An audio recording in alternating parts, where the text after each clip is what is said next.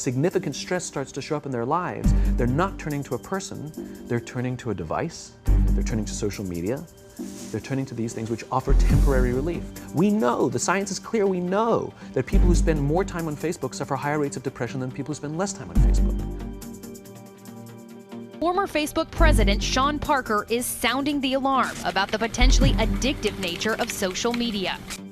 Parker, who worked with Mark Zuckerberg to develop Facebook, with a bombshell claim, saying the site was intentionally built to hook you. We know for a fact that what all of these systems do, every single one, is it exploits our own natural tendencies in human beings to get and want feedback. And that feedback, chemically speaking, is the release of dopamine in your brain. And so what these feedback loops do, and they exist everywhere, in Call of Duty, in other video games, in social networking sites, they get you to react. And I think that if you get too desensitized and you need it over and over and over again, then you become actually detached from the world in which you live. If the thought process that went into building these applications, Facebook being the first of them, to really understand it, that thought process was all about how do we consume as much of your time and conscious attention as possible. And that means that we need to sort of give you a little dopamine hit every once in a while because someone liked or commented on a photo or a post or whatever. And that's going to get you to contribute more content, and that's going to get you, more likes and comments. I mean, it's a social validation feedback loop that it's like it's exactly the kind of thing that a hacker like myself would come up with, because you're exploiting a vulnerability in human psychology.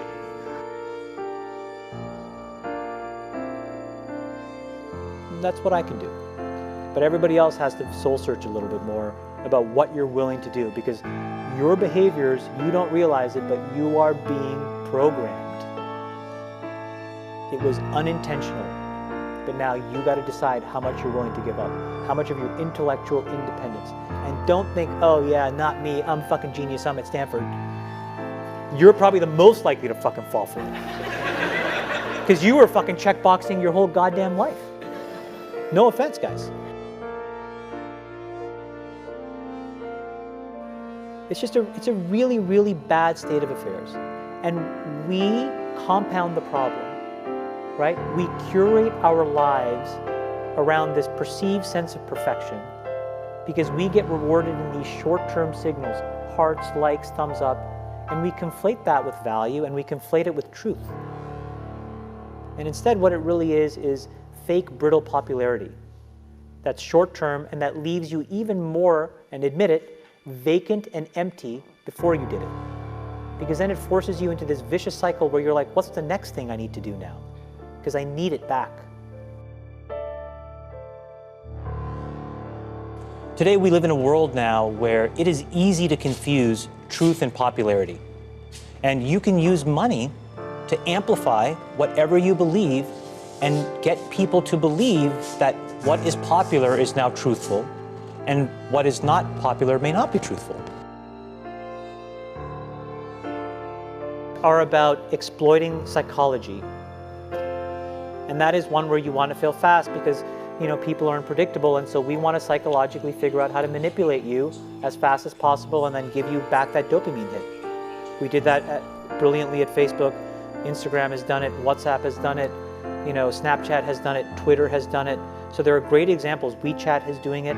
There are great examples of failing fast is the right path to exploiting psychology of mass populations of people. Slow and steady against hard problems. Start by turning off your social apps and giving your brain a break. Because then you will at least be a little bit more motivated to not be motivated by what everybody else fucking thinks about you. Where I think we have created tools that are ripping apart the social fabric of how society works. That is truly where we are. And I would encourage all of you as the future leaders of the world to really internalize how important this is. If you feed the beast, that beast will destroy you. if you push back on it, we have a chance to control it and rein it in. And it is a point in time where people need to hard break from some of these tools and the things that you rely on. The short-term dopamine-driven feedback loops that we have created are destroying how society works. So you're dealing with an addicted generation. This is a big time bomb ticking. It will get really worse, Right. okay? So combine that with the fact, so you have an addicted generation that doesn't have the skill set to ask for help. Combine with the fact that they're so good at Facebook and Instagram, they're good at putting filters on everything. So they're good at showing you how smart and strong they are. These kids who commit suicide, you go look at their Instagrams, you would have no clue that they were depressed because they're happy and they're star athletes, right? You'd have no clue. We know that engagement with social media and our cell phones releases a chemical called dopamine. That's why when you get a text, it feels good, right? So, we've all had it where you're feeling a little bit down or feeling a bit lonely, and so you send out 10 texts to 10 friends, hi, hi, hi, hi, hi, because it feels good when you get a response, right? Right? It's why we count the likes. It's why we go back 10 times to see if my Instagram is growing slower. Did I do something wrong? Do they not like me anymore? Right? The trauma for young kids to be unfriended, right? Because we know when you get a hit of dopamine, which feels good. It's why we like it. It's why we keep going back to it. Dopamine is the exact same chemical that makes us feel good when we smoke, when we drink, and when we gamble. In other words, it's highly, highly addictive.